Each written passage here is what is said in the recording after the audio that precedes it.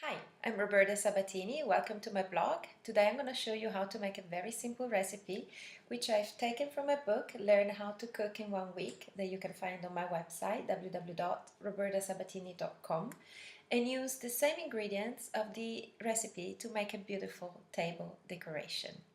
The only ingredients that we need are 500 grams of potato that I already sliced very thin slices, one big red onion, and 4 apples. All we need to do is to slice also the apples and the onion and put everything together in the oven. First of all, we take the potatoes, we take a greased pan and we lay the potatoes on top of the greased pan. Start putting the potatoes in the pan because the potatoes they need to go into the oven at 220 degrees for about 10 minutes, 10-15 minutes. And while the potatoes are in the oven, we slice the apples and the onion and we put them in a frying pan for about 10-15 minutes with some olive oil and eventually some salt. Here it is. Now I'm gonna put some olive oil on top, not much, very little, some salt, and then some fresh rosemary. And I'm gonna put the potatoes in the oven, 220 degrees for 15 minutes, just for the potatoes to soften a little bit. While the potatoes are in the oven, I'm now going to slice the 4 apples and the red onion. It has to be the red onion because the red onion has a sweet flavor, so combines well with the apple's flavor. Once they're sliced, I'm gonna lightly fry them in a frying pan. So it doesn't have to be deep frying. So just add a little bit of olive oil in a frying pan. Let the olive oil heat for a few seconds. Then first add the onions, and then after a few seconds you add the apples and let it cook for about 10 minutes. The potatoes now are ready. I took them out of the oven, and in the meantime the apples and the onion cooked in the frying pan, and this is how they have to look like. So I'm gonna now put them on top of the potatoes just to cover them all. For this to then bake properly, I scrambled just 1 egg. I pour the egg on top and make sure it goes all over. At the end, you can either choose to add some breadcrumbs or some Parmesan cheese. I'm adding the Parmesan cheese. You spread it all over the top and you put it back into the oven. This time you have to let the egg cook, so probably you will need another 15 minutes.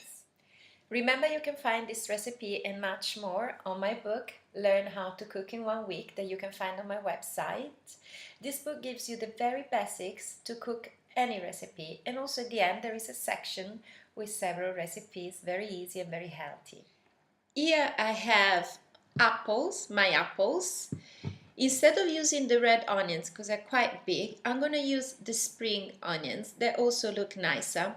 And also, because the apples are green, I decided to use green carnations and white roses. The white, they're similar to the white of the spring onions. I have decided to use a rectangular oasis that you have to remember to soak in the water, not for very long. And I'm starting to decorate this rectangular oasis, starting with the white roses, carry on with the green carnations, and with the apples and the spring onions. Here we are, my centerpiece is ready. As I mentioned at the beginning, I used some of the ingredients of the recipe and of course flowers. I have used the white roses, the green carnations, white and green fillings, and you can see here the spring onions. I used the green apples. I put each apple on a long kebab. I put some green tape on the kebab and some green ribbons. Now I will like my napkins to look nice as well. I take a green napkin and I start folding it for 6 times in this way, so that at the end I have 4 kind of waves. You can see at the other side I have 4 of these, 1, 2, 3 and 4. I then fold the napkin in 3 parts with 2 movements, 1 and 2. Once this is done, I open the napkin in this way. I make sure these are the same length.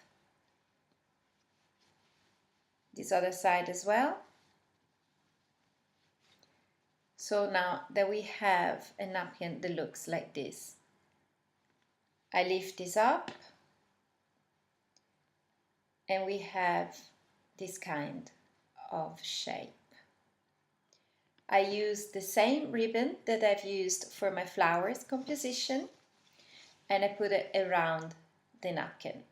I make a little knot and a little ribbon.